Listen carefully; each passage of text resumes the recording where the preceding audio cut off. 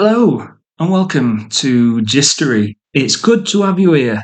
My name's Dave and I'm not a historian, I'm not an academic, I'm just a regular fella who's an enthusiast for great stories.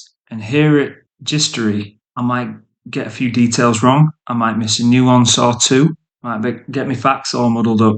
But at the end of the day, here at Gist-ory, you might not get the whole story, but at least you'll get the gist. This is episode 11 on our story of Britain, and we will be talking about the Georgians and the British Empire. They're called the Georgians because most of the kings of this era are called George.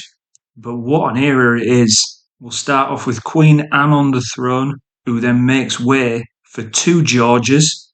We'll discuss the British Empire and the Industrial Revolution, and then we'll move on to George III and the American Revolution that follows.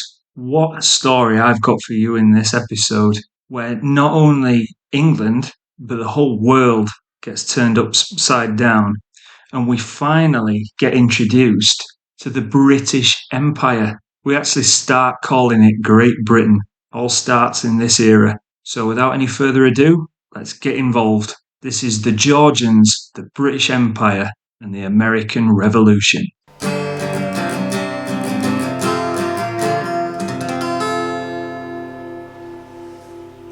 Queen Anne is on the throne, and the year is 1702. This whole story is tied into what we spoke about in last episode, which was the Glorious Revolution. Now, I don't want to get into the whole weeds of that, but essentially, what we're looking at is Queen Anne is on the throne because she is a Protestant, and England is a Protestant country.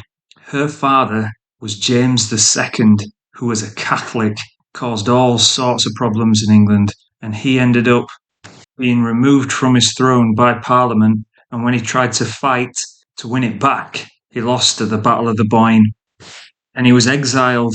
And he wasn't the only one. His son, James Edward Stuart, has been banned by Parliament from ever taking the throne because he's a Catholic. So it's gone to Anne, Queen Anne I, and due to the Act of Settlement, which is what Parliament signed, Parliament, by the way, who now reign supreme over the kings and queens, they run the country. All the kings and queens can do is give their royal assent and agree laws. That's it. The Act of Settlement says that after Anne dies, it must be a Protestant. It cannot be a Catholic. So the closest family members she's got who are related to the royal family have married into the Hanoverians, which are Germans. Don't speak English at all, but you can trace their roots all the way back to James I. So it will be German-speaking German nationals who will take the throne after Anne, and the closest male heir is someone called George. But that will be in a few years. For now, we're back with Queen Anne, and the year's 1702, and immediately she ain't got any time to waste because there's the War of the Spanish Succession that's kicking off in Europe. Now, the gist of that is that England's out on its own, being a Protestant country with a parliament that runs things and kings don't run it, and queens. But in Europe, there's these big, powerful Catholic families that are starting to rule over all the countries because they just marry into them. And one of them, these massive families, is called the Habsburgs, who rule over Austria and they rule over Spain. But in between all them, there's another powerful family called the Bourbons, and they're ruled by King Louis XIV, who's known as the Sun King. And he is what's called an absolute monarch, which means he runs the entire show. He's unified all France together, and he's been really scaring everybody because he's been attacking everyone and everyone's scared of France. So what's happened is, in the War of the Spanish Succession, the King of Spain has died, who was a Habsburg. He was called Charles II, and he wasn't a well man. And why? Because the Habsburgs are a bit like the Lannisters from Game of Thrones. They like to keep it in the family, if you know what I mean, to keep the bloodlines pure. And his parents were uncle and niece. And when he was born, Charles II, he was severely disabled. He had physical problems, health problems, speech problems, mental health issues, development problems, quite a few problems. But crucially, he couldn't ever have children, which meant that when he died, there was no heir, no clear heir. But apparently, on his deathbed, he said that he wanted one of the relatives of the Bourbons, who was related to King Louis XIV of France, to take over the Spanish throne. And the Habsburgs, who he's a member of that family, back in Austria, were like, what the chuff are you doing? You can't give it all away to France, because France and Spain are going to join together and they'll be really, really powerful. And that's exactly what Britain thought as well. They thought, we do not want France getting together with Spain and joining up together as this like superpower. I mean, we've fallen out with France for about as long as we've been a country. And Spain, we've had some right clashes with them recently. So they decide to join the Habsburgs against France in a grand alliance. And there's all these battles that happen in Europe.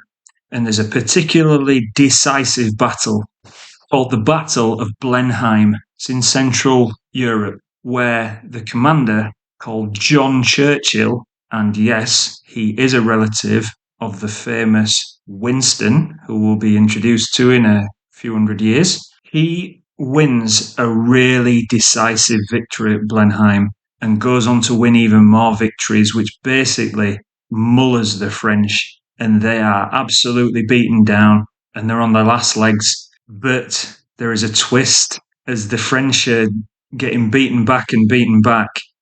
The Habsburgs, particularly the Habsburg who's called Charles, who's about to inherit the Spanish throne if the Grand Alliance wins, there's a few deaths in the Habsburg family that makes him the new Holy Roman Emperor.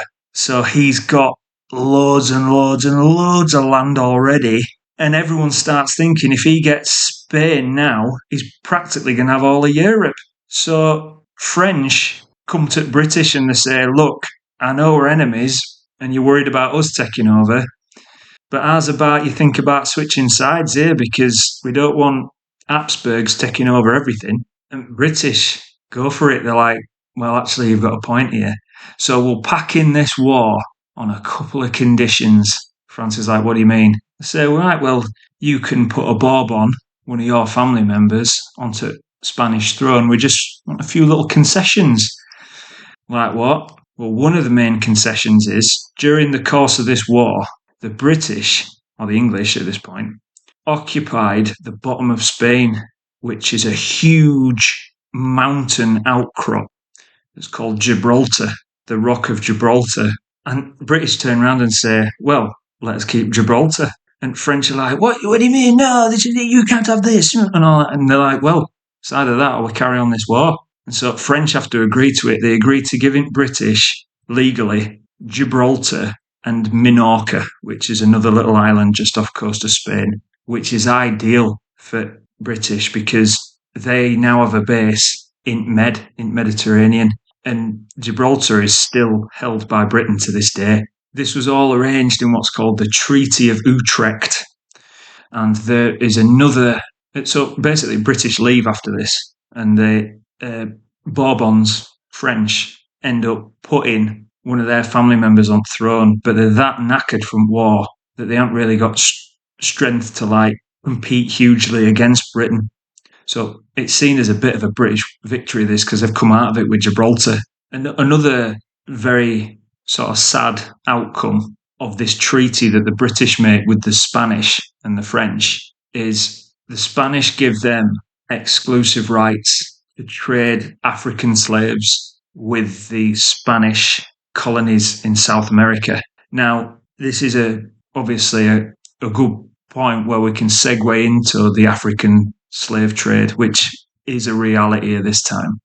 It's been going on since 1600s, and essentially what it is because the New World and the West Indies, which is the Caribbean, requires a load of physical manual labour to work massive crops of really profitable resources like sugar, cotton, coffee, in the climates over there that support massive plantations of these crops, they need a massive labour force, particularly when it comes time for like harvest time. And they've attempted at Europeans to use the indigenous populations. But the issue with that is that the indigenous peoples of America don't have any resistance to European diseases. And they aren't that plentiful. And obviously they're fighting back against Europeans and what have you. They sometimes that Europeans use as punishment for crimes. You get sent to the colonies for slave labour, but that doesn't even scratch the surface because they need so much manpower over there. And it is Africa that fills that void for them. Africa is not a slave state. It's not like ancient Rome. So it's not like the people of Africa would have slaves themselves, within a household or something. What would happen is the leaders within Africa, tribe leaders and what have you, would have wars with rivals. And as part of those wars, would take slaves. So it would be sort of the leadership of African states that would have large numbers of slaves. When Europeans started getting in contact with Africa, particularly Western Africa, they would trade usual goods with them, like gold and spices and other materials that Africa could provide. But there was also what was offered was a resource in human beings. So the slaves were treated as if they were just property. So the Europeans, interested in the bottom line, the money they could make from it, absolutely bought these people as commodities, as just an unpaid labour force, treated them as property. They would take them in huge ships, all chained together, and transport them to America and the West Indies, the Caribbean, where they'd be forced as slaves to work on these plantations. With the Europeans finding that outlet in Africa, it absolutely propelled and accelerated and supercharged the slave market. And what you get then is you get a whole industry that's created. So the Europeans drive the demand for slaves, and that means that slave states get created and more slaves become available, and it just becomes an accepted practice that these peoples of Africa are transported over the ocean as slaves to work on these plantations. And, you might ask why Africa? I mean, the people of Africa did have great knowledge of agriculture, of farming. They were developed. They were resistant to diseases, particularly things like malaria and things. And it's just an appalling period of history that obviously causes huge emotions to this day whenever the subject's brought up. But it happened, and it's in history. It's a very dark chapter in history that you can't really hide from, and it's just a dark period that needs to stay back there with the ignorance and the evil of the time. There were, as soon as the practice came into being, there were voices who spoke up against it, particularly the Quakers, who were they're part of the Protestant church, but they're all for pacifism. So they're not for, they believe that God should be worshipped in a way that doesn't involve violence and that everyone's equal under God. I mean, as far back as 1671, Quakers are criticising the practice of slavery. In the early 1700s, they've formally said that no Quaker is allowed to take part in anything to do with slavery. And by the late 1700s, they're saying you'll be expelled if you have anything to do with it from the Quakers. And what the Quakers need is they need a voice in Parliament to speak for them and try and get slavery banned.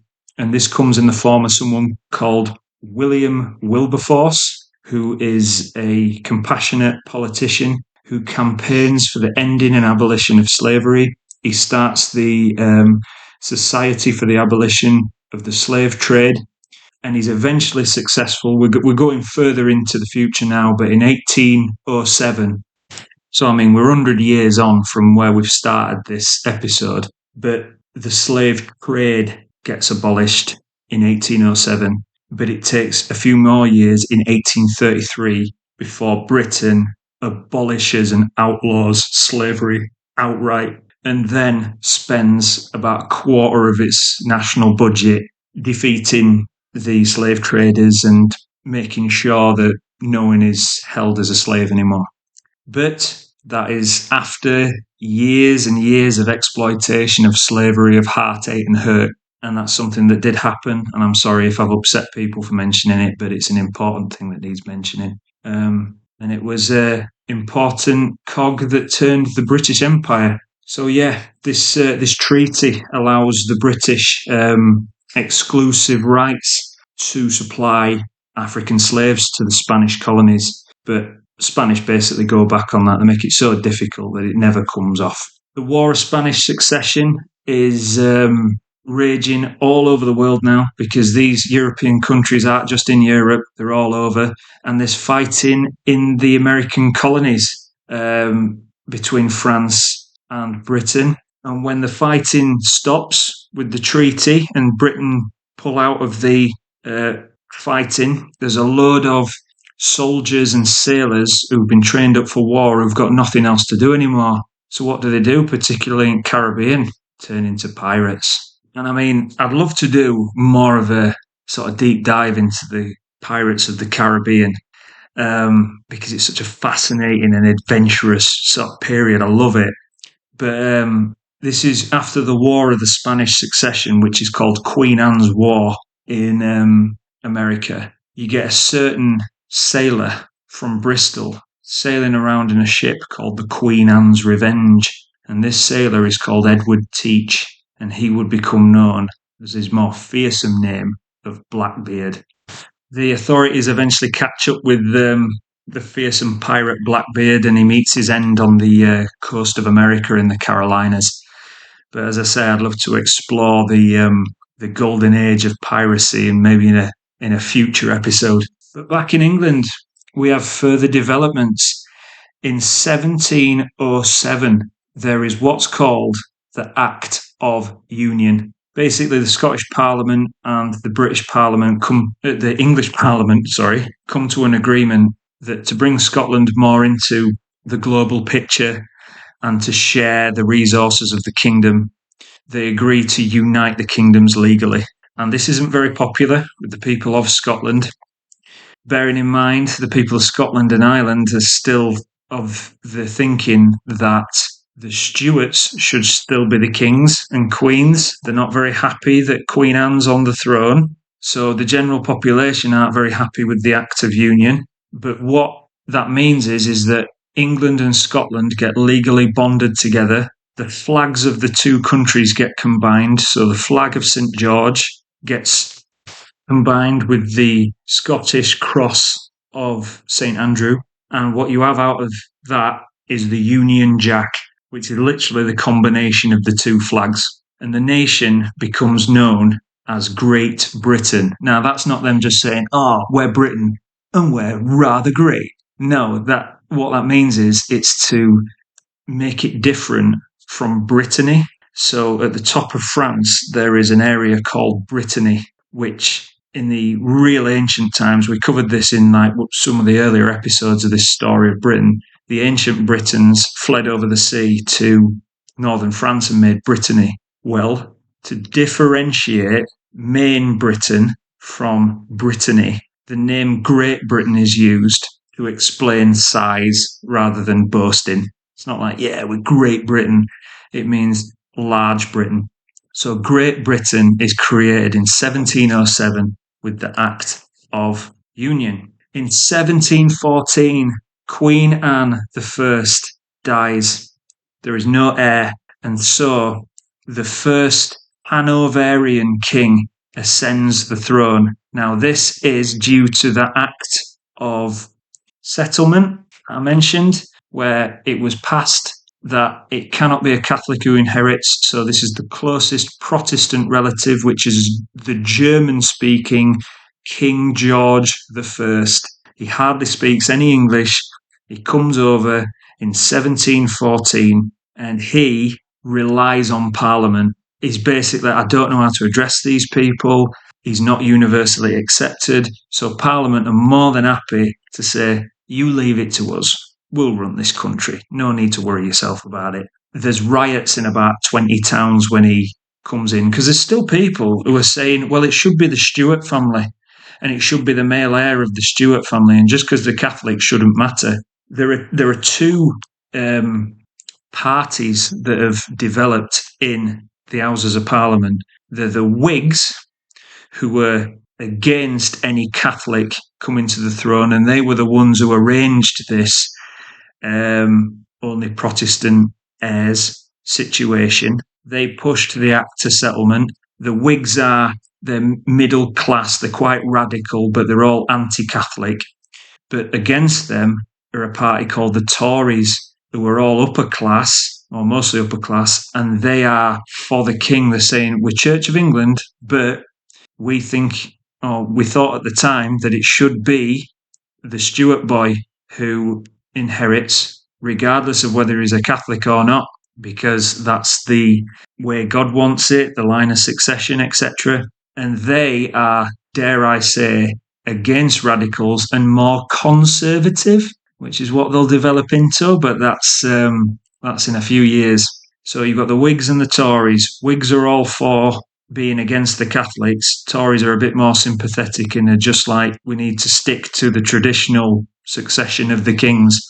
But the people of England, who are mostly Protestant, don't trust the Tories because they think, well, if you're for the king, the Catholic king, we're not behind you at all because we don't like Catholics.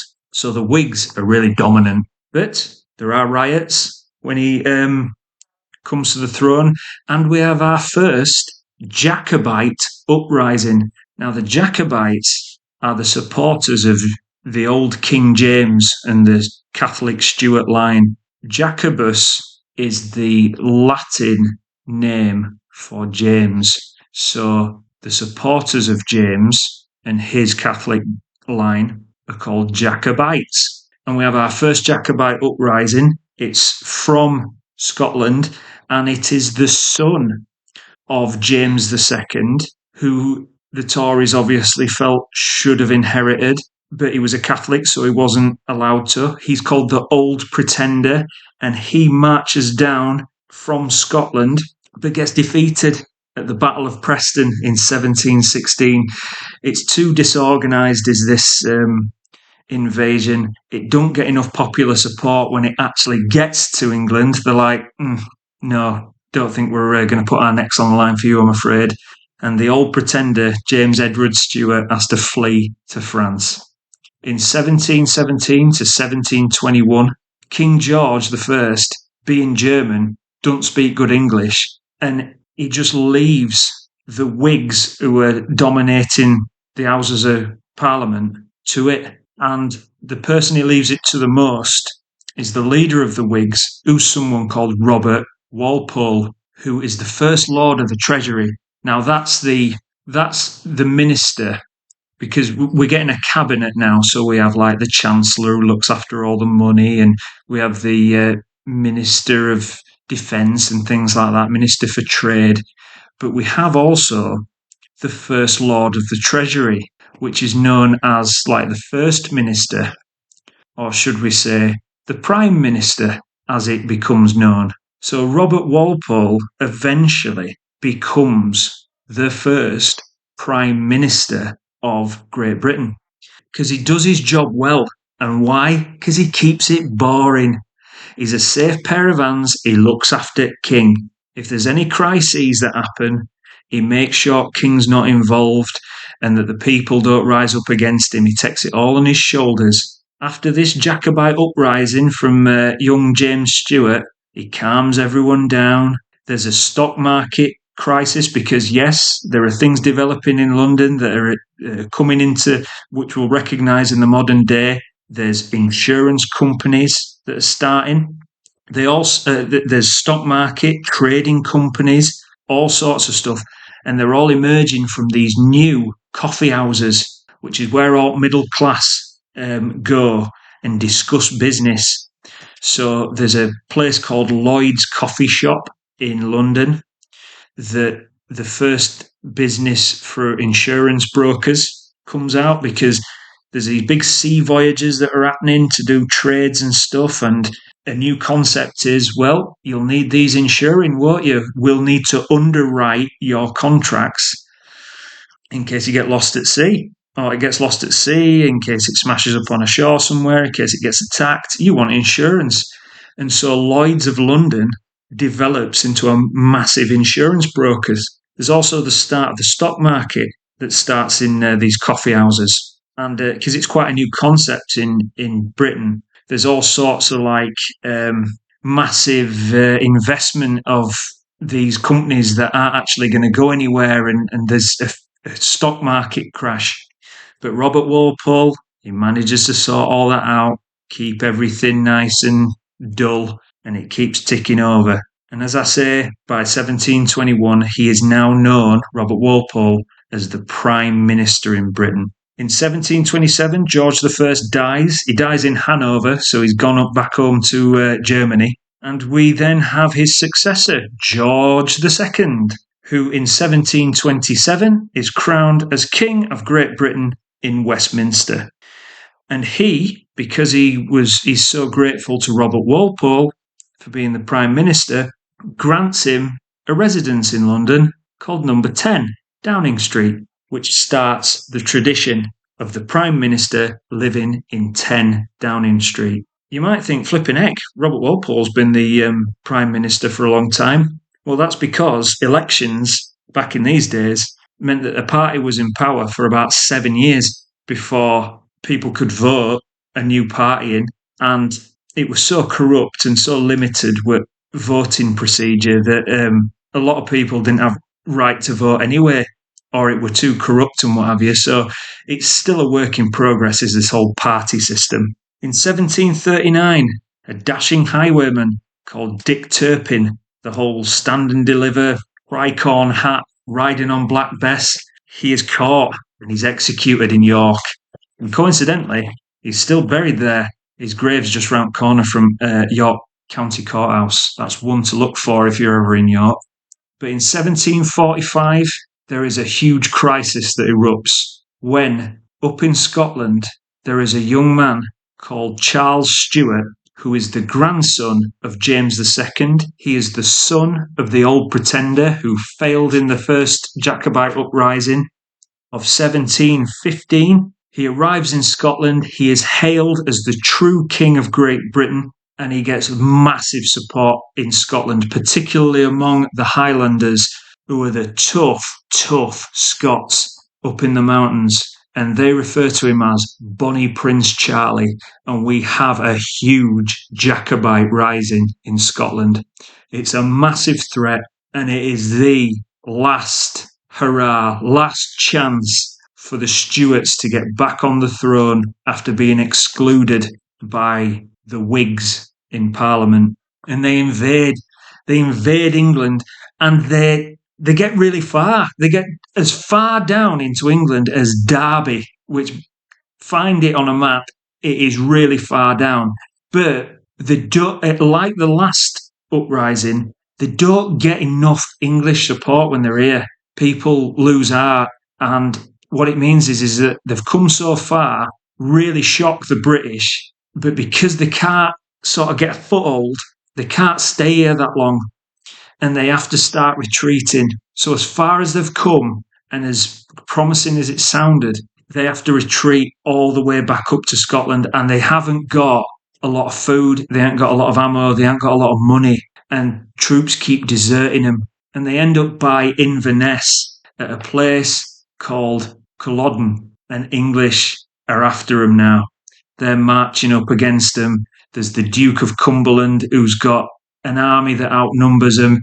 They're all well fed. They're all well supplied. Up they come towards Scotland. And Scots are there, starving, short on food. They've been trying to do a guerrilla war, which it means small war, which means hit and run tactics. And they're thinking, we're going to have to get out of here. We're going to have to somehow avoid them. They try to sneak out during night past British, but they can't. So they're forced into a battle with British next morning, and it's been absolutely hammering it down. with rain. And in the fields of Culloden, the Scottish Highlanders with Bonnie Prince Charlie, they try and charge the British over this like boggy field, and British are just waiting for them, and they just turn them into mincemeat. They've got all these swords and knives and daggers and what have you, these really fearsome Scots charging towards the British, but the British are all set up with the guns, artillery, they're all well fed, well rested, and in just under an hour, it's all over. The Scots charged in vain, and they're just blasted to bits. The Duke of Cumberland takes no prisoners, and if you're injured or wounded on the battle, you get executed. This is the last sort of Jacobite uprising that it appears the British are ever going to tolerate. And what it does is the Battle of Culloden, such a devastating defeat that it destroys the Highland way of life, like all the clans in the Highlands. I mean, this is their last hurrah when they tried to charge the British. But the British like ban everything that would associate with the Scottish way of life. So they ban traditional tartan, bagpipes are banned, Gaelic language is banned. And then from 1750 onwards, they start what's called the Highland clearances, which is, they say that it's for land improvement and to make the land more usable. But they say, right, we're going to sell this land off for like sheep farming or for like tenant farms. And if there's clans that are living in the Highlands, they get forcibly removed to like the coastal areas, and it just destroys the clan way of life. And it's intentional, and it breaks them. And that goes on for years and years. Bonnie Prince Charlie flees after Culloden. He escapes overseas. He falls into drink and depression, and he dies in Rome in 1788, the last of the Catholic Stuarts. And the Jacobite risings are over. And that is where we will end part 1 with the defeat of the Jacobites at the Battle of Culloden. In part 2, we will be looking at the British Empire, America, Canada, and India, and how the Industrial Revolution transformed Britain. See you soon.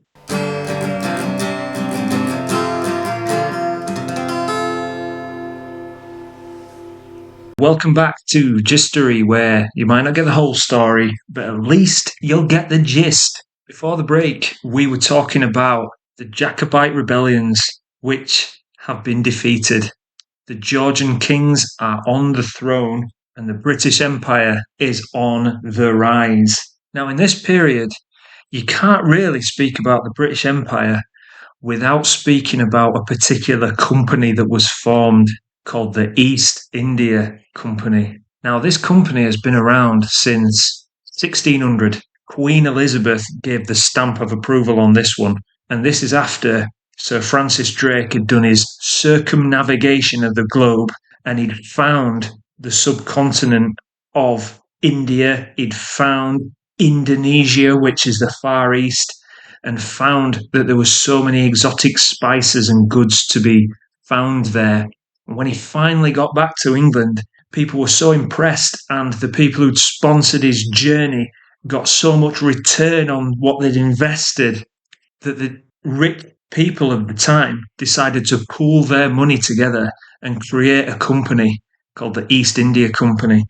And Queen Elizabeth gave it the stamp of approval, saying, you have exclusive trading rights to everything east of the Cape of Good Hope, which is the bottom of Africa. Now, it was meant to be that they were going to what's called the East Indies, which is like where the Philippines are, just at the bottom of China, above Australia, and they were going to get spices from there. But unfortunately, there was another company which was around at the time called the Dutch VOC, which is VOC stands for some Dutch words which I struggle with. So just trust me on that. They're called the Dutch VOC, and they had that corner of the market covered. They were massive. They were, at that time, even bigger than East India Company from Britain. So what the English did at the time were they moved further to the west, and they ended up going to India and setting up little trading bases. Now, they were just like little forts and little trading posts, and they'd work with the local rulers. But as time went on, they started developing and getting more investment, and they eventually managed to negotiate getting a plot of land in India, did the East India Company. And that's where it starts to get serious because the East India Company just starts to grow and grow and grow with more investment and what have you. So from the 1700s to 1740, it turns into a money making machine. It's a commercial giant. It's got trading posts at Bombay, Madras, Calcutta, which is in the Bengal area in the northeast, and it's exporting Indian textiles to Britain and Europe, which are amazing. I mean, all you need to do is look at Indian clothing today and just see how beautiful it is. Can you imagine seeing that in an age where it's just, cotton shirts and things like that? You see these beautiful silks and things. It must have been absolutely amazing. And how they pay for this is they use silver and gold from the trades they've been doing in Europe. And they start to, along with these settlements that they've got, maintain little small private armies to defend themselves. Well, the other Europeans start getting in on the act on the Indian subcontinent, and they start having little skirmishes with like France and Holland and people who are trying to move in there. And India at this time is run by a patchwork of different rulers. It used to be ruled over by a big empire, big Muslim empire called the Mughal Empire that's come in from like Afghanistan and that sort of area. But it's starting to get pushed back at Mughals by the Maratha Empire, which is like an alliance of all these different kingdoms that are coming and pushing them back in central India. And there's also like a really strong state in the middle of India called Mysore, which is independent on its own. And Bengal at the top northeast of India is very independent. They've got rulers called the Nawabs that East India Company are trying to keep in with. So what happens is these different European powers start trying to play off these rulers with each other, start making separate deals with them, start making them promises. You help us with our business interests, we'll support you in becoming the Raj or king of this particular area. They exploit all these different rivalries and really sly stuff, but everyone's in on it because India's such a rich prize. And what East India Company start doing is they start employing locals from Indian population and training them up in the British ways of fighting with guns and cannons and what have you. And they're called sepoys. So these private armies of East India Company are actually becoming quite strong with local troops. And this is separate to British government. British government couldn't afford anything like this. So this is a private company having private armies, by the way. But because they had this royal stamp of approval, they're just building and building on and being as independent as they can. And it all starts to come to a head because there are a series of conflicts that break out all over the world between Britain and France, which is called the 7 Years' War. It starts in 1756, and it particularly kicks off in Caribbean, in North America, and in India. So staying in India for now, the French and the British are at war. So what the British start doing up near Calcutta is they've got a fort there, and they start like properly fortifying this fort and improving on it and moving soldiers in. And French start building up their forces. And the local Nawab of Bengal comes in and says, "Excuse me, I don't want you building up these forces here. This is my land, and you're here by my permission. You need to behave yourself." And French are like, "Yep, absolutely. We'll respect your wishes," and they stop building up. East India Company ignore them and keep building it up. No, we need to do this because we're defending ourselves from French.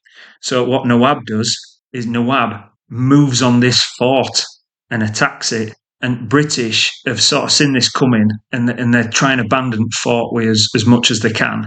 But what the Nawab does to set an example is he orders all of the East India Company officials who are in Calcutta to be arrested and get thrown in prison.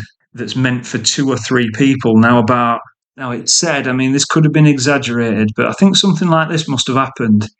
But they go through Calcutta and they arrest members of East India Trading Company and British prisoners of war from this fort. And there's about 146 of them.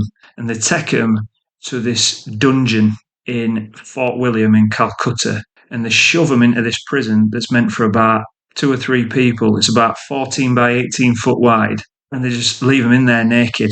And they leave them like for a full day. And they're dying of suffocation, heat exhaustion. They don't listen to them, they just let them die. About 123 of them die overnight in this crammed in space, and it becomes known as the Black Hole of Calcutta. Now, there's about 23 survivors, and apparently Nawab had gone to sleep, the Nawab of Bengal, and people were saying, oh God, they're dying here, like in these cells. Shall we ask Nawab if this is what he wants to happen? And he were asleep, apparently, and no one dare wake him. So that ended up with most of the prisoners dying. And when East India Company find out about it, they order one of their employees, Robert Clive, to basically attack the Nawab and get him back for what they've done with Black Hole of Calcutta. And he'll eventually go on to be called Clive of India, or Robert Clive, because he meets the Nawab in battle at the Battle of Plassey, which is up near Bengal. And he's massively outnumbered. There's about 3,000 troops he's got, but this is a really professional, modern for the time army. And he faces the armies of the Nawab, who's about 50,000 men. And they're backed up by some French who've brought along some cannons for them. But their men aren't disciplined Bengali army. And it's like monsoon rains, and East India Company troops are really disciplined and ready for it, and they're well drilled and they're ready for fight. But the main deciding factor is who the Nawab of Bengal's got as his commander is someone called Mir Jafar. And when the battle starts, I mean, it helps Clive of India that he's got a really disciplined army and that he's probably got better equipment and everything. But what really helps him is he's paid off Mir Jafar, commander of enemy's forces, and said, look, if you turn to our side, we'll make you new Nawab of Bengal. And that's exactly what happens. So as soon as battle starts, Mir Jafar refuses to move his men and fight. So there's hardly anyone who's sticking up for original Nawab. And he gets beat, and Robert Clive is hailed for this great victory. And it basically gives the East India Company control of Bengal's politics. And then in a few years' time after that, there's another battle called the Battle of Buxar, where a combined Indian army try and defeat the East India Company. They end up losing that. And because they lose it, in the peace settlement, the East India Company demand that they get given over the right to Diwani, which is the tax system. So they say, right, we will work with you, the leaders of India, but we will collect your taxes for you, which means that they whack the taxes up to the highest they can be so that they get paid after the tax has been satisfied. And they just start cementing themselves into every aspect of India. So what do they do from there? They start running the courts. They start collecting all the revenue from the land. They start funding their armies from Indian taxes. They start getting involved in all the politics of India. And they become the de facto government of East India. And it gets to a point where, I mean, later in the 1700s, Parliament actually have to investigate them because they're like, what the bloody hell is going on over there? You're turning yourselves into a new nation state. And this will eventually lead to their downfall. But for now, that is how the East India Company just dominated India. It's just through trickery, some deceit, some dodgy dealings. And the great subcontinent of India becomes like half of the world's trade. And yeah, they just absolutely control it. But this war that is going on in the middle of the 1700s, where Robert Clive has this big battle of Plassey, it's also playing out on the other side of the world in North America, and it's known as the French and Indian Wars. And it's basically the British, who are allied with the Indians over there, the Native Americans, fighting against the French, who are in Canada. French Canada, where Quebec is and things like that. They've settled up there, and they are fighting with their Native American allies. Sorry, I keep referring to them as Indians because they were referred to that back then as that. Now, these French and Indian wars eventually end with the British being successful. As part of the peace agreement, the French basically cede Canada to the British, which is why now Canada is part of the Commonwealth. But as part of the agreement, they tell the colonists who are living in America, who are part of the 13 colonies, they say, right, we've made this agreement that you are not to go any further in your settlements than the Appalachian Mountains, because we've told the Native Americans there that this is where our border is, and we can't afford to carry on any more wars. We've been fighting in India, we've been fighting in Caribbean, we've been fighting this war, French and Indian War. We've got to pack it in now. And what the Americans, the colonists over there, are thinking is, well, we fought this war so that we could settle further. And British are like, no, you're not going any further. And the American colonists keep breaching that, which annoys the British. And on top of that, the British are saying, it's cost us so much money, you're going to have to start paying for it. You're going to have to start paying taxes, because when French were attacking, we obviously had to divert loads of resources to support you, the 13 colonies. You're going to have to start paying it, which doesn't go down well at all. More on this later. Just thought, before we carry on with our story of rocketing towards tensions with the American colonies, we'll just have a look at what's going on in London at this time. I mean, this is an era where it's starting to look like modern life, or the things that we recognise in modern life are starting to emerge. Like even at the start of the 1700s, in 1702, someone called Elizabeth Mallet is a printer in London, and she starts the first daily newspaper. It's called the Daily Courant, and it's a single page, and it's all foreign news because she wants to avoid London news because she don't want to get barred by government or attract any sort of negativity that way. But she starts the first daily newspaper, which is one sheet every day, and from her home in Fleet Street in London. There's a police force emerging in London who are called the Bow Street Runners, which are the first police force formed in 1749. And then later on in the 1700s, the Thames River Police get formed. They'll eventually get merged into what's known as the Metropolitan Police. You've got the court system running, who are called the Assizes, and a lot of the punishments are also transportation to the colonies for slave labour. If you've ever wondered why barristers and judges still wear wigs, this is the era when the wigs are the height of fashion. It comes from the French court. So what would happen is King Louis XIV of France, which is all the fashion comes from France, and King Charles II, who was in last episode, started the trend of wearing wigs to hide their baldness. And it was seen that the more sort of dashing you are, the more kingly you look. So they went for these long, flowing, dark-haired wigs. You'll see them on portraits and what have you. But for people who couldn't afford the best of the best of the best, like the kings could, because everyone's trying to copy royalty and they're trying to look like the bee's knees, they would wear wigs that were made from animal hair, and they'd get loads of ticks and lice in them all the time. So they would keep putting white powder on the wigs to stop the insects from getting in it, to stop the smell of the horse hair or whatever animal it had come from. And so white wigs started to become really popular because that's what everybody wore.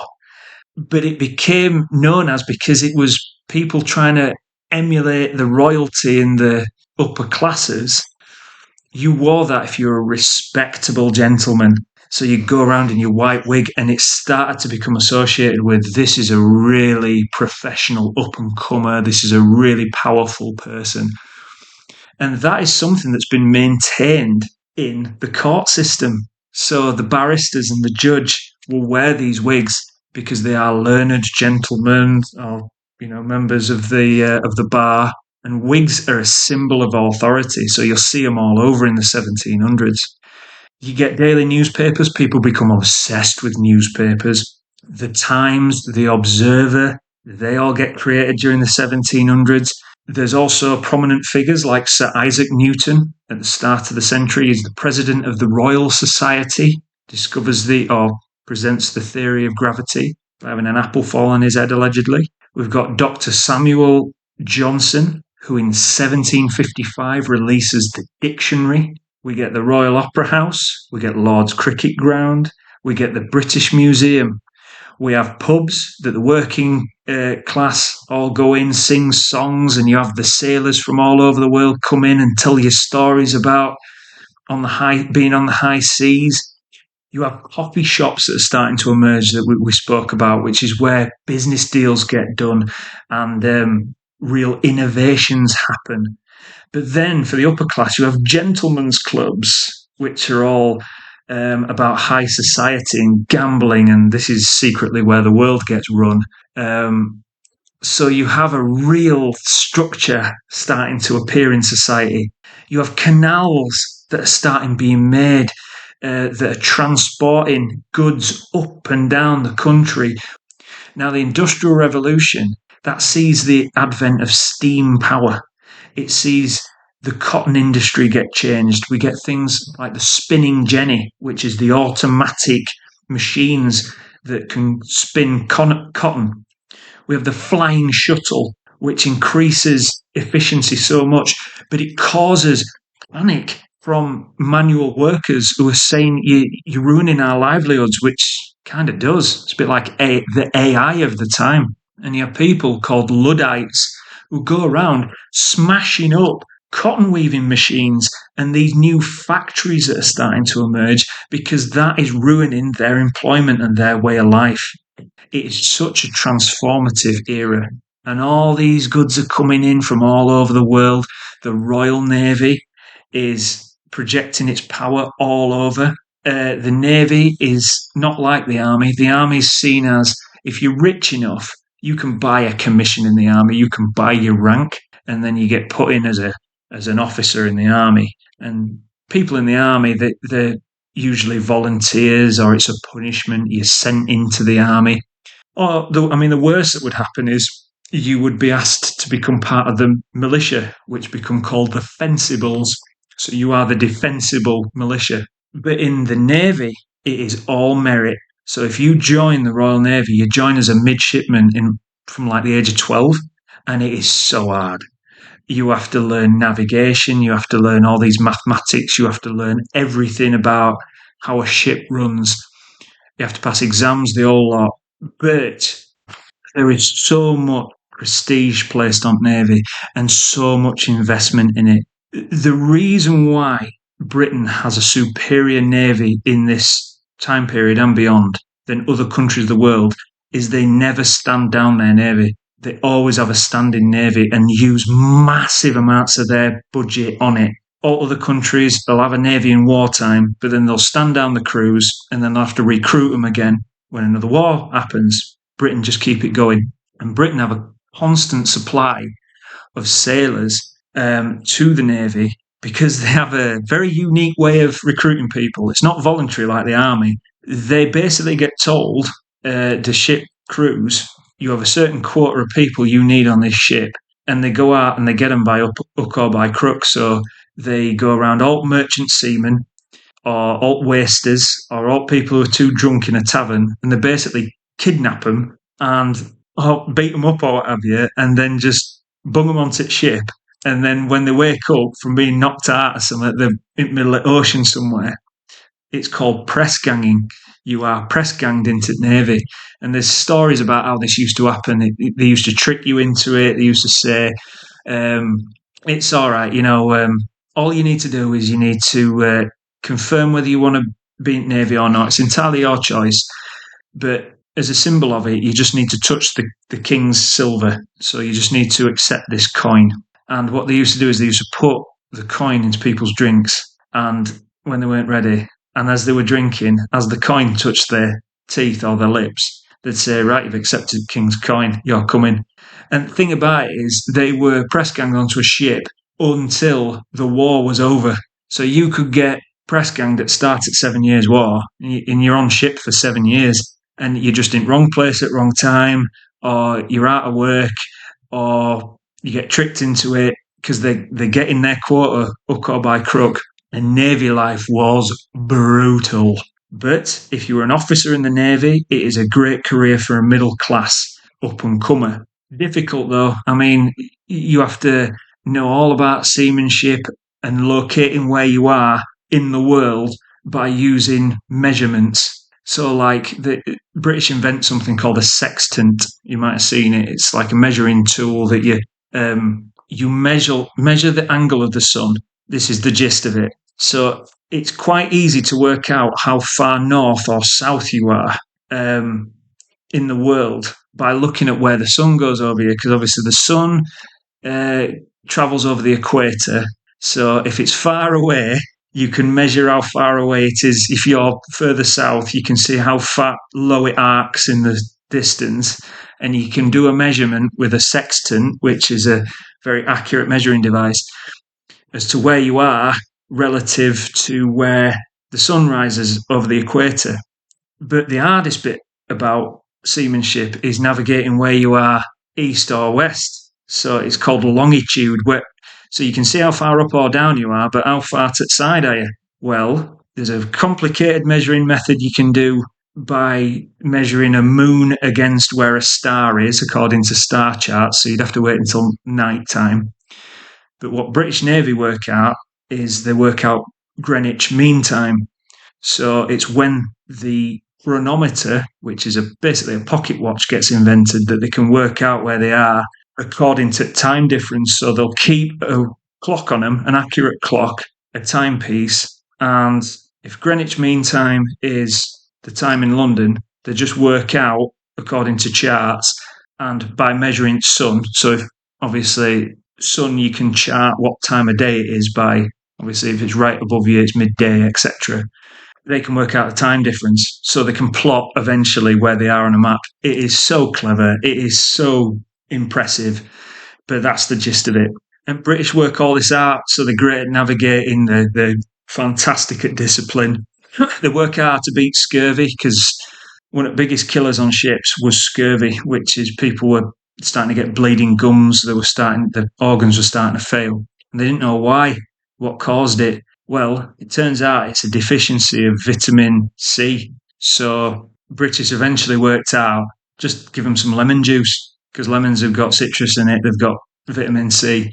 Just amazing how they managed. The thing is about British is they knew the seas inside and out.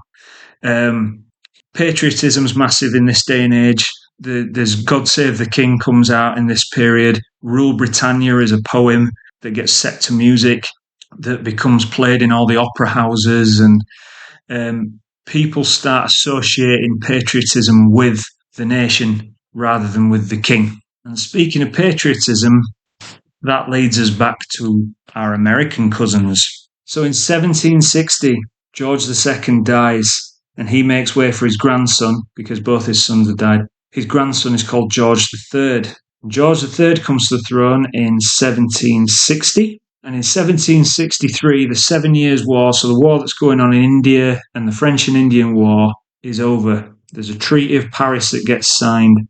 Huge territorial gains for Great Britain. Great Britain becomes the premier superpower of the age. But as I mentioned before, there is an agreement in place with the local Native Americans that the American settlers, the 13 colonies who are controlled by Britain, aren't to go any further over the Appalachian Mountains. Those settlers are like, that's our right, that's what we fought the war for, causes loads of tensions. British also demand that the cost of that war, due to the cost of that war, there is a contribution from the 13 colonies in the form of taxes. And in 1765, 2 years after the Treaty of Paris is signed, the Stamp Act gets issued, which basically means that any official document that is used throughout the empire, but particularly in the American colonies, must have a royal stamp on it. Now that they put it on everything and you get taxed for it. That's legal documents, that's goods, that's any sort of paperwork that's used.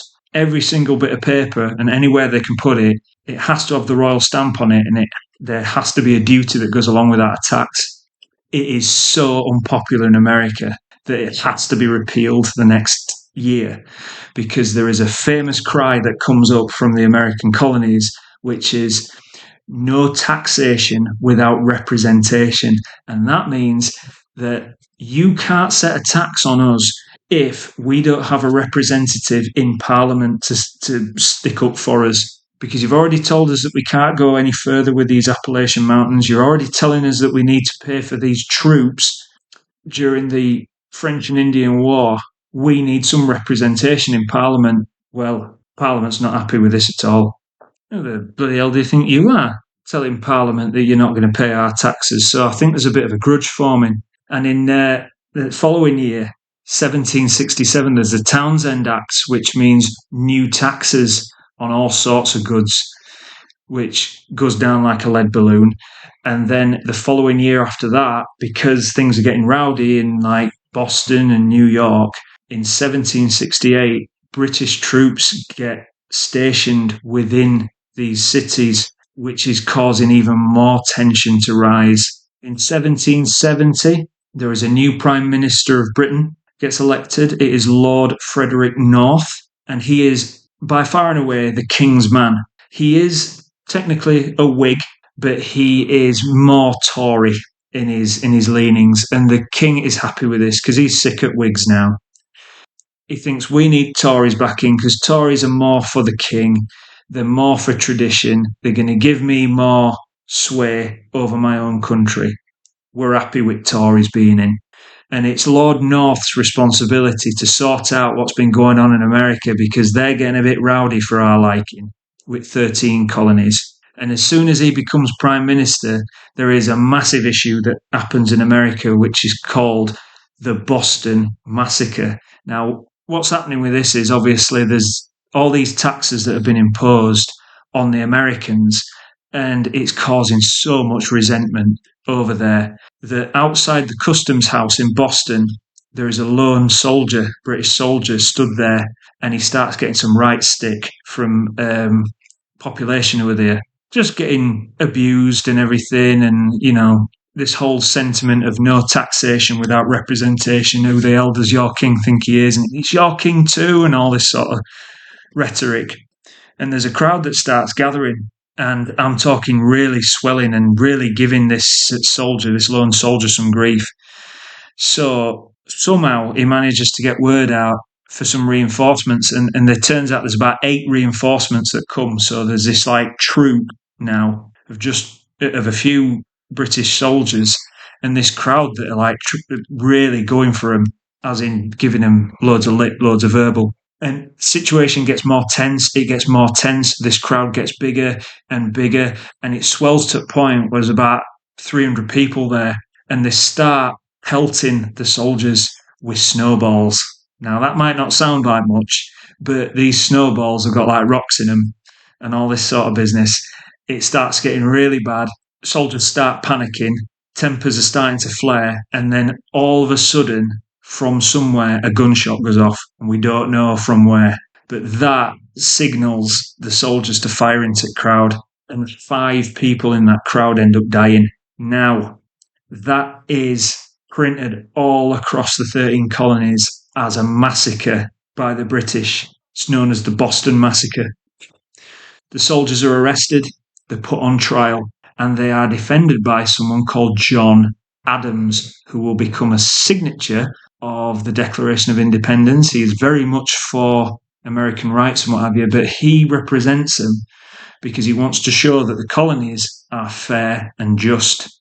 And they get acquitted. They get off with it, which infuriates the American colonies, the 13 colonies. But what John Adams was doing is he was trying to demonstrate that we are fair in what we're saying. You know, we want to put forward just arguments.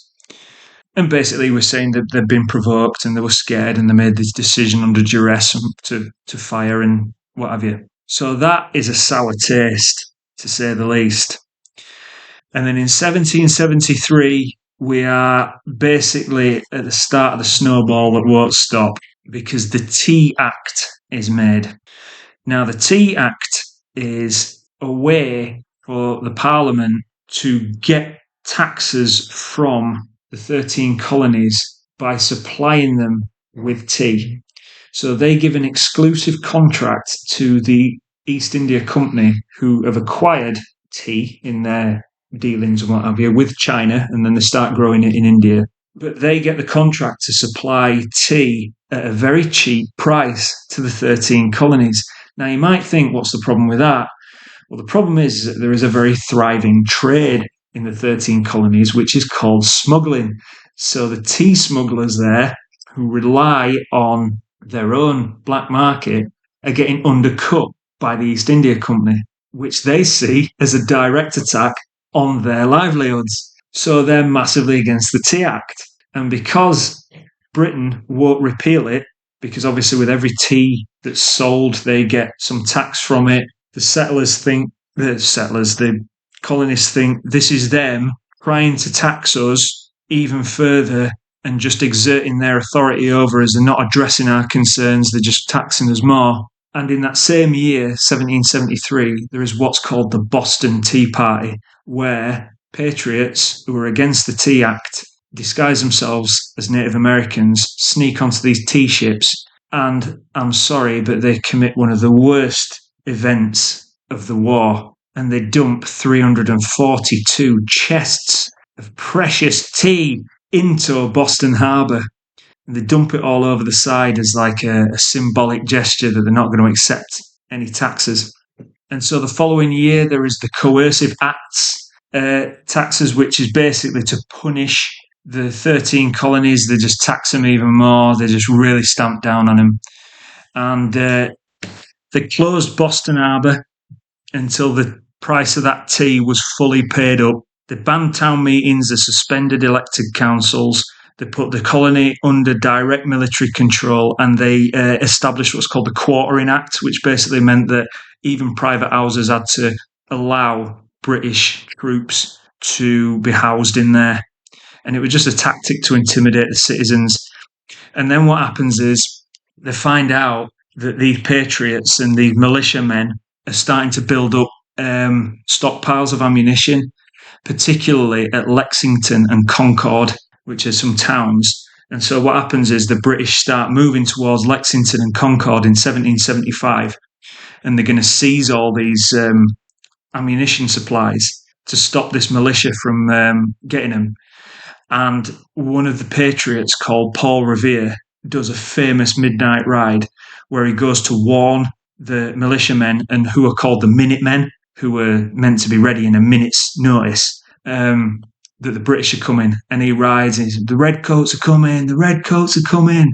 And when they get to Lexington and Concord, the British, they find the militias there waiting for them. And a skirmish breaks out, and they're getting fired upon at British, and British aren't ready for it because all Minutemen are there, and they're all hiding behind walls and behind cover and stuff.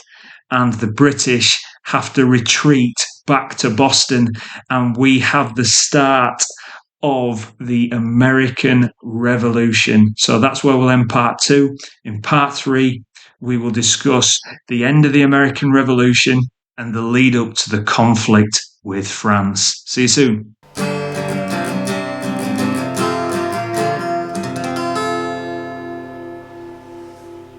Welcome back to Gist-ory, where you might not get the whole story, but at least you'll get the gist. In part 2, the American Revolution kicked off at Lexington and Concord. The British went to seize the ammunition supplies of the Minutemen, the militia, but they were fired upon when they got there, and they weren't ready for it, and they've had to retreat back to Boston, and they get hemmed in Boston by the Americans. And we have the start of what's called the Siege of Boston, where all British are held up. And one of the first conflicts at Siege of Boston is a battle that happens on Bunker Hill, because Americans are all camped outside on hills outside of Boston. And one of them's called, it's called Breed Hill, but the battle's called Bunker Hill. And basically English are trying to drive them off, and they've got more men, they're more organised, and they all approach Bunker Hill in this big body. And militiamen who are just regular fellas are waiting for him to come. And British think we're just going to sweep these aside. They're not a proper army. And Americans manage to hold firm, and they give the order to each other: wait until they're close enough, and we'll give them a volley, a fire all at once. And they say, don't shoot till you see the whites of their eyes. And British come close, they get absolutely paggered by Americans, but they keep coming and they keep coming, and through force of numbers, they force Americans off this hill. And they end up winning the Battle of Bunker Hill, but it's that costly for them that it shows them, bloody hell, these Americans are well up for this scrap. And it continues with the siege of Boston, and there's someone who comes to take command of what's called the Continental Army, the American Army, and it's someone called George Washington. Now, George Washington was an officer in the British Army during the French and Indian Wars. He's a really capable commander, really soft-spoken, but he takes command of the Continental Army. He's been voted in by their Congress. And he's thinking, how are we going to break this siege of Boston? How are we going to make the British give up?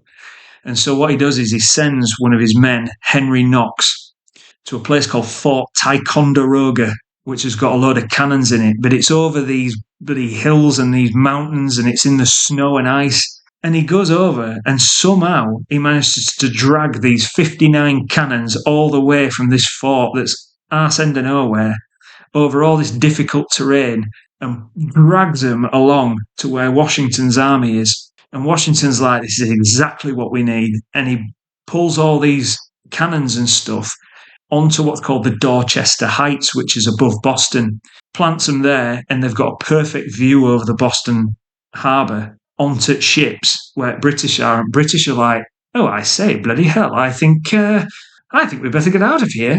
And the Brits evacuate all 9,000 troops and loyalists from Boston. The siege of Boston is a resounding Continental Army victory, and it's all down to George Washington.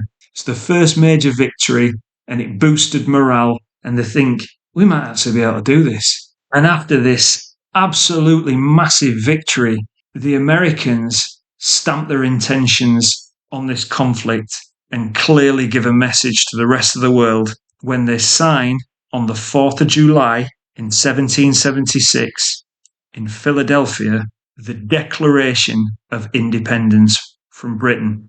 So it's been drafted by someone called Thomas Jefferson, and it declares that all men are created equal and that all men have rights to life, liberty, and the pursuit of happiness. It formally lists 27 grievances against King George III.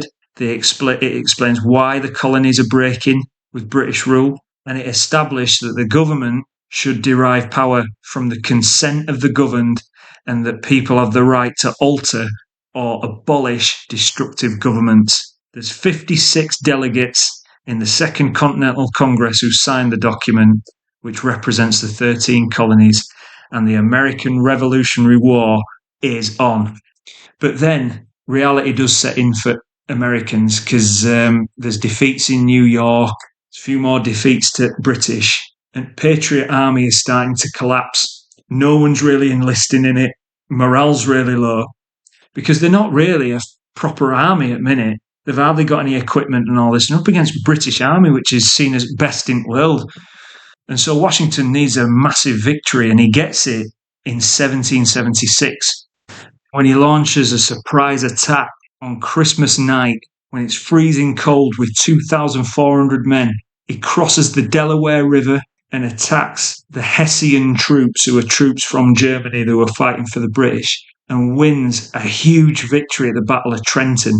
He's a brilliant commander, is George Washington. It takes him completely by surprise. It leads on to a further victory at a place called Princeton, and he got the Continental Army back on track. But it doesn't last long, because there is a really low period for him in the following winter of 1777, when he shows himself to be not only a great battle commander, but a great leader of men, because he ends up having to camp out in Valley Forge. British take Philadelphia, which is like the Continental Forces, the Patriots' capital, and all's looking lost. And about 20 miles outside of Philadelphia is this place called Valley Forge, where they're all starving, they're all freezing, they've got chuff all equipment, and it's brutal conditions, and it looks like it's going to be curtains for them, to be honest. But there's someone who shows up in the camp called Baron von Steuben, who was a Prussian in February 78, and he helps drill the Continental Army and sort of turn them into a fighting force. Washington manages to keep them together, keeps the spirits up. So does Martha Washington, who was his wife, acts a bit like his chief of staff. She gets involved, mucks in with all, tending to sick, keeping people's morale up. Washington still strategizing, still keeping the hope alive.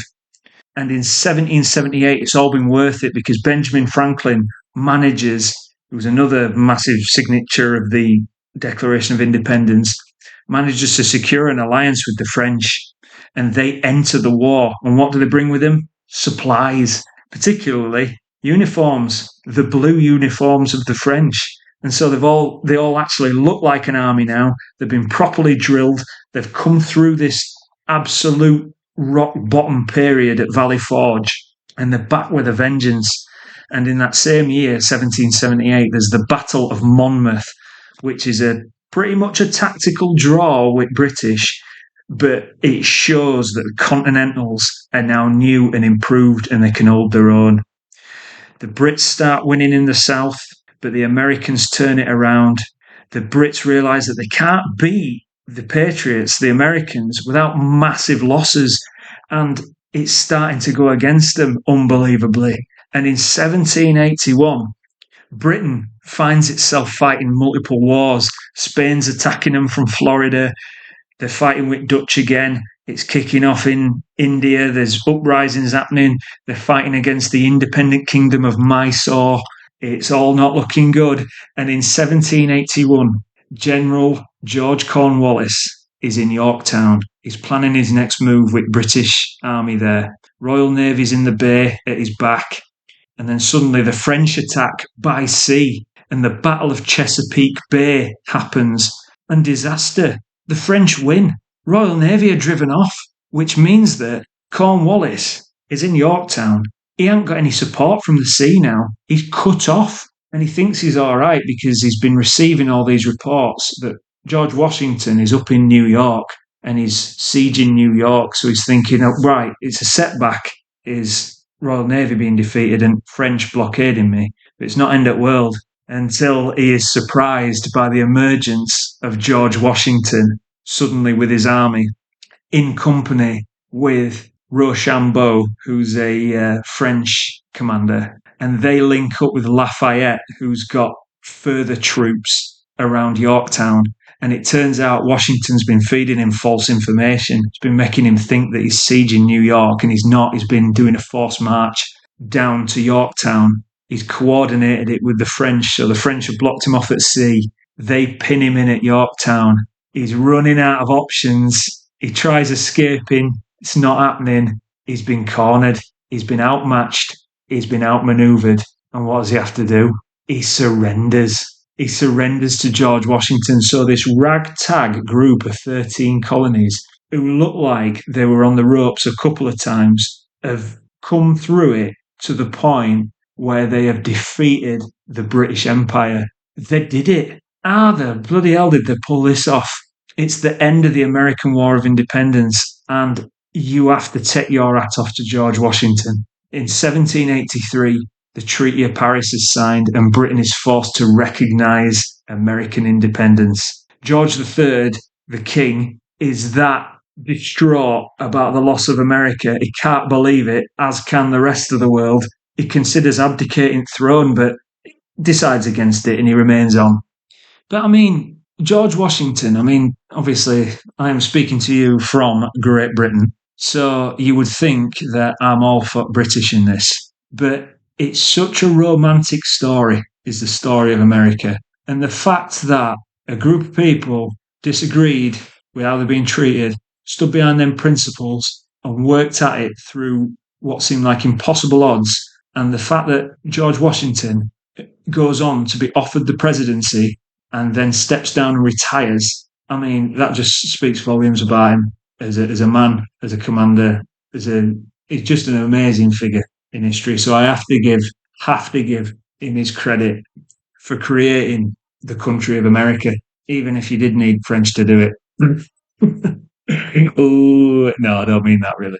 So, with that massive loss having to be swallowed, we move on, we go again. And in 1784, we have a new Prime Minister, William Pitt the Younger, becomes Prime Minister. He's called the Younger because William Pitt the Elder was a Prime Minister. It's his dad, but he's William Pitt the Younger. He's 24. He's a Tory, and he becomes the dominant political figure of the time.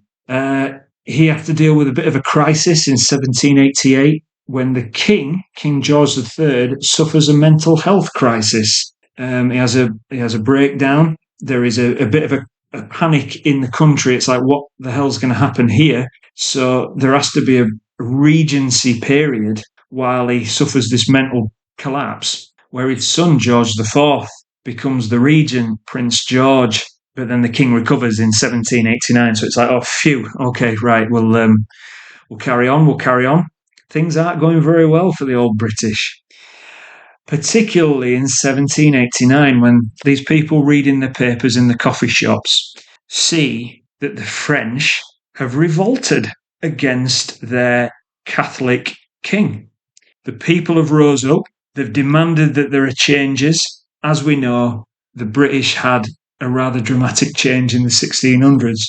But it had been a part of an ongoing experiment. So there'd been like the Magna Carta signed, and then there'd been the provisions of Oxford, then there'd been sort of slight changes to the powers of the king. It seems like the French are wanting to do that instantly. No adjustment period. They are changing it, and things move rapidly, and people are gripped reading these papers. So we have the storming of the Bastille that the British read about, where the French population storm into this prison, massacre some of the guards, carry their heads round on pikes as they release the prisoners, the political prisoners. Ooh, flipping heck. What's going to happen with this? Britain's thinking, they're reading, and they're having debates about, well, are they in the right? Are they in the wrong? Should they reform? What do you think about revolution? And it's quite a curiosity at first. Then France, the people have basically reduced the powers of the king and his queen, Marie Antoinette, and they make the decision, the people, to declare war on Austria and Prussia. Prussia are the main German states, because they're wanting to spread this revolution over Europe. So Britain's like, bloody hell, what's happening here? So they're staying neutral, but they're thinking, we better prepare for something here. So they start building up their provisions for potentially getting involved.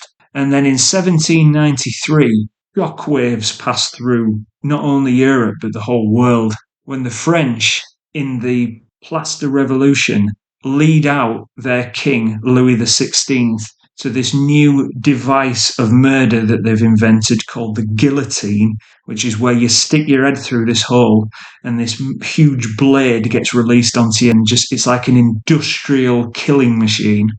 Gets led out onto a platform and he gets executed by a rabble.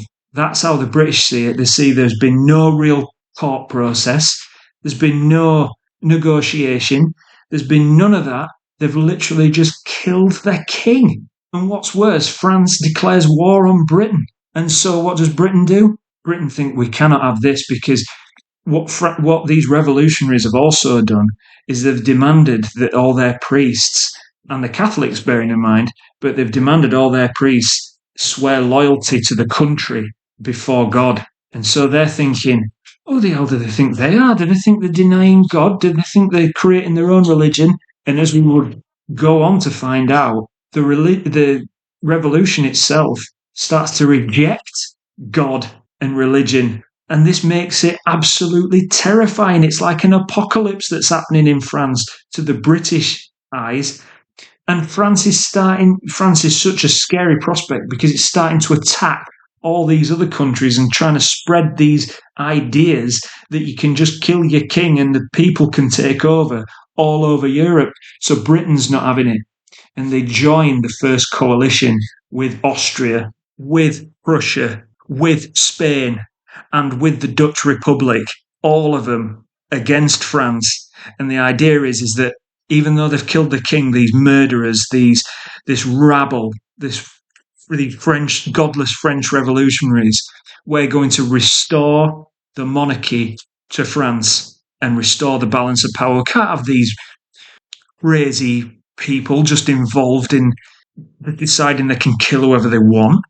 And the war of the first coalition is on, which brings us to the back end of 1793. There are royalists in France who want the king to be restored, so they're for the first coalition. But the French revolutionaries are hunting them all down and killing them. They're putting them on the guillotine. Now, there's a place called Toulon, which is in the south of France, and the French royalists hand over that port to Britain and Spain to support them against revolutionary France. And the British occupy the port. And sure enough, the Republicans, the French revolutionaries, they turn up with an army and they siege Toulon. But the British aren't really concerned about it because they're thinking these are just a rabble. They don't really know what it's like to face a well-disciplined Royal Navy and fight a real war.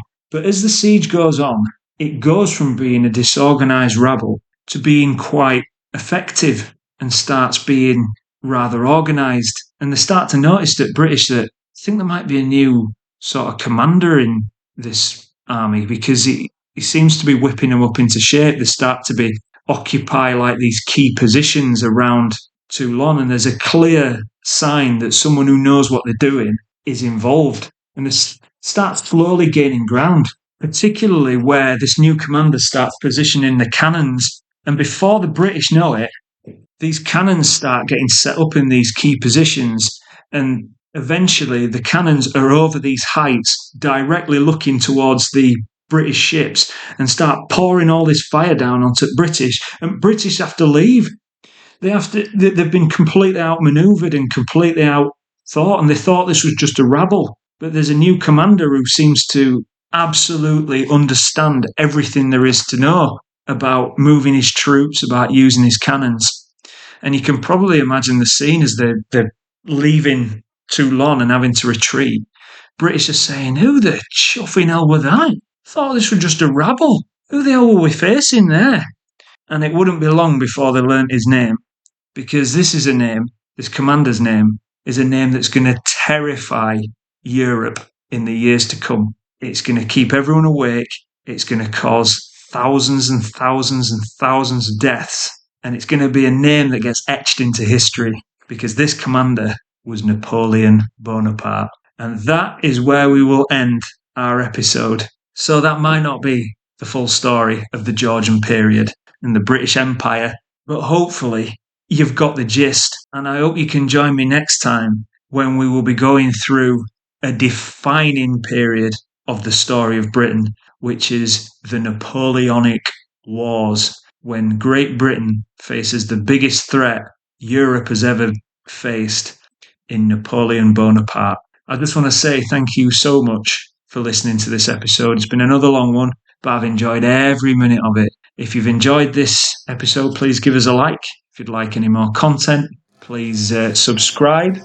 If you'd like to leave a comment, please do so. I'll get back to you as soon as I can. If there's been anything I've said during this episode, I never mean to upset anyone. And as I say at the start of these episodes, I might not get everything right, but I hope you get the gist of it. It's just to get it across in the way that I understand it. So, as fun as it's been, and as much as I have enjoyed it, I'm afraid that is all the time we have. And this episode is now history.